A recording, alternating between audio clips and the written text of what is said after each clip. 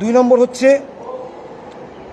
আজকে প্রায় 15 থেকে 16 দিন হয়ে গেল এডুকেশন মিনিস্টার এখনও আমাদের সঙ্গে দেখা করেননি বা কোনো মিনিস্টারই আমাদের সঙ্গে এখনও পর্যন্ত দেখা করেননি। আজকে শনিবার, আমরা আগামী সোমবার অবধি দেখে নেব।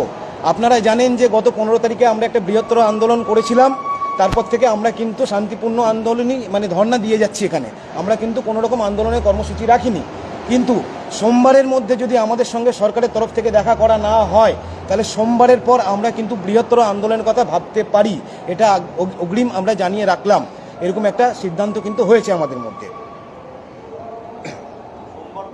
সোমবার পর্যন্ত আমরা সময় দিচ্ছি যে রাজ্য সরকারের তরফ থেকে কেউ যেন অবশ্যই আমাদের সঙ্গে এসে দেখা করে। তার কারণ হচ্ছে আজ দীর্ঘ 15 থেকে 16 দিন হয়ে গেল, আমরা প্রত্যেকে কিন্তু প্রচণ্ড টেনশনের মধ্যে আছি। আমাদের কাছে কিন্তু ক্লিয়ার কিছু আমরা পাচ্ছি না সরকারের কাছ থেকে, যে তারা আমাদেরকে নিয়ে কী ভাবছেন, তারা রিভিউ পিটিশন নিয়ে কী ভাবছেন, তারা কিউরেটিভ নিয়ে কী ভাবছেন, আমরা কিন্তু জানি না। আরও একটা বিষয়, সেটা হচ্ছে নোটিফিকেশন নিয়ে বিভিন্ন উড়ো খবর আমাদের কাছে আসছে।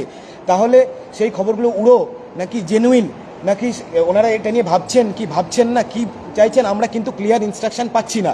আমরা সেটা জানতে চাই ক্লিয়ারলি, কারণ এটা আমাদের জীবন এবং জীবিকার প্রশ্ন। আমাদের